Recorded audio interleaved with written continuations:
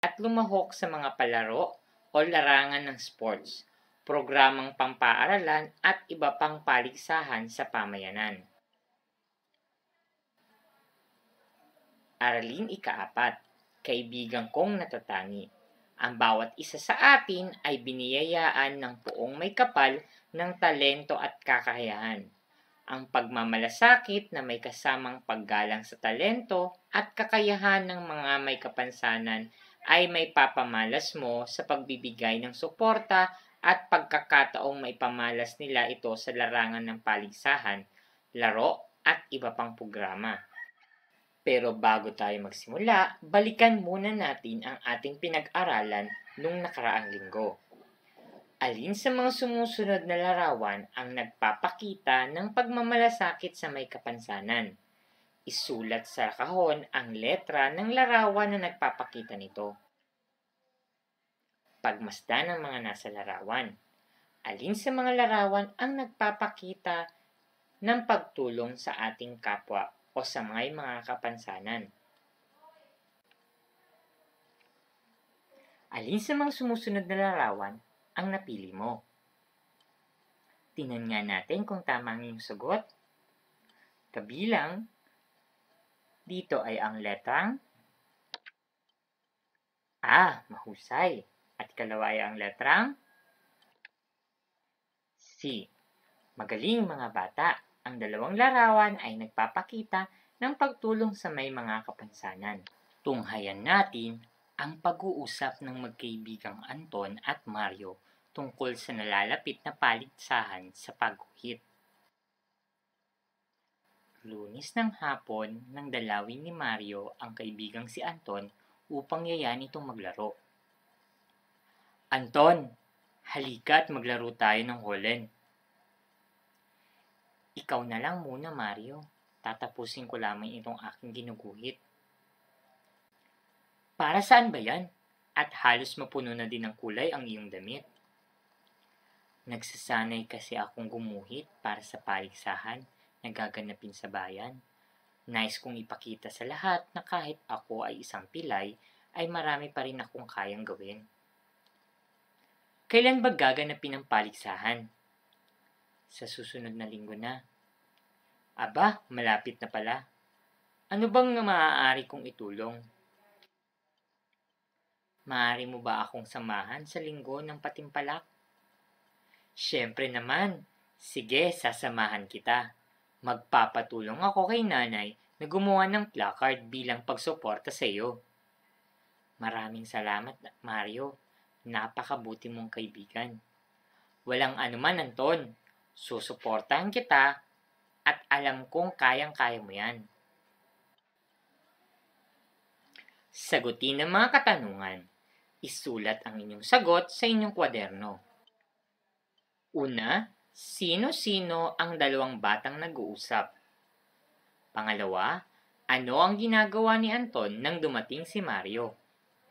Pangatlo, paano ipinakita ni Mario ang suporta niya kay Anton? At panghuli, kung ikaw si Mario, susuportahan mo rin ba ang iyong kaibigan kahit siya ay may kapansanan? Suriin mo ang mga larawan. Alin sa dalawang larawan ang nagpapakita ng pagbibigay ng pagkakataon sa batang pilay upang maipakita ang kaniyang kakayahan? Magaling! Tama! Ang unang larawan ay nagpapakita ng pagmamalasakit sa may kapansanan sa pamamagitan ng pagbibigay ng pagkakataong maipakita niya ang kanyang kakayahan. Tulad ni Mario ay kailangan nating suportahan ang ating mga kaibigang may kapansanan upang magkaroon sila ng tiwala sa kanilang sarili. Ang kanilang talento at kakayahan ay lalo pang huhubog kung bibigyan natin sila ng pagkakataong maipamalas ang mga ito. Ngayon ay alam mo na ang pagbibigay ng pagkakataong maipamalas ng mga may kapansanan ang kanilang talento at kakayahan ay isang paraan upang maipamalas natin ang ating pagmamalasakit. Halina't subukin natin ang inyong mga napulot na aral sa araling ito. Para sa inyong unang gawain, narito ang ilan sa mga sitwasyon kung saan ay bibigyan ka ng pagkakataon na maipakita ang pagmamalasakit mo sa may mga kapansanan. Isulat ang letra ng larawan na nagpapakita nito sa inyong sagutang papel. Para sa unang bilang, isa ka sa mga napiling lumahok sa paligsahan ng pagguhit. Sa araw ng paligsahan ay nakita mong walang pangguhit ang iyong katanggali. Ano ang gagawin mo? Pangalawa, nagkaroon kayo ng gawain sa paaralan at napansin mong walang pumili sa kaklase mong pilay upang maging parte ng kanilang grupo. Ano ang gagawin mo? Magkakaroon ng pagtatanghal ang inyong klase para sa araw ng wika. Alam mong maganda ang boses ni Hana, ang kaklase ninyong hindi makalakad. Alin sa mga larawan ang nagpapakita na dapat niyong gawin? Pang-apat, kulang ng isang miyembro ang inyong grupo upang makasali sa paligsahan ng pagsayaw. Kailangan ng 5 miyembro upang makalahok. Minungkahi ng isang kagrupo na isali ang pipi ninyong kaklase. Alin sa mga larawan ang dapat ninyong gawin? Para sa inyong ikalawang gawain, ilagay ang angkop na salita sa patlang upang mabuo ang pangungusap. Pumili ng tamang sagot sa kahon sa ibaba. Sagutan ito sa inyong papel.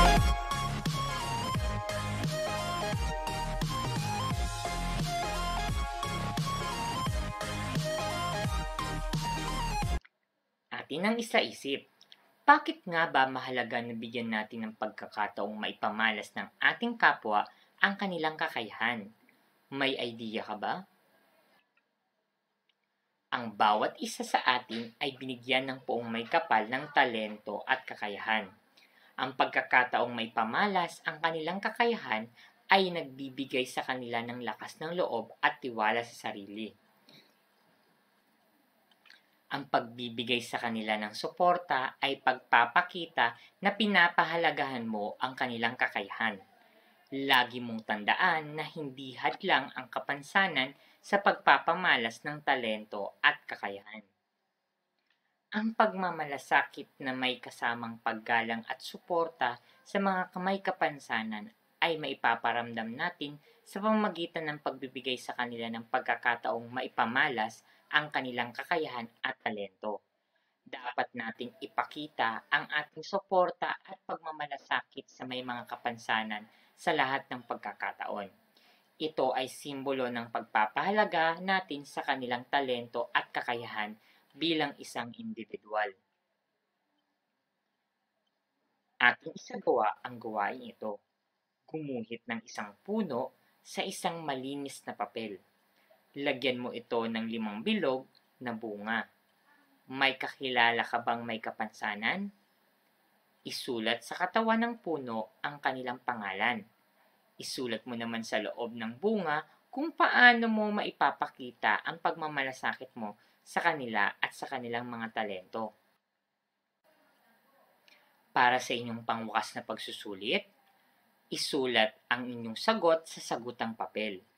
Lagyan ng masayang mukha kung ang sitwasyon sa pangungusap ay nagpapakita ng pagmamalasakit sa mga may kapansanan at malungkot naman kung hindi. Una, isinasama ko sa grupo ng paggawa ng proyekto ang aming kaklase na may kapansanan. Pangalawa, sinusuportahan ko ang mga proyekto na nakakatulong sa pag-unlad ng mga may kapansanan. Pangatlo, Ayaw kong makipaglaro sa may mga kapansanan. Pang-apat, iniimbitahan kong sumali at makipaglaro sa akin ang kapitbahay kong pipi. At pang-lima, nakikipaglaro ako sa mga kapwa ko bata, may kapansanan man sila o wala. Para sa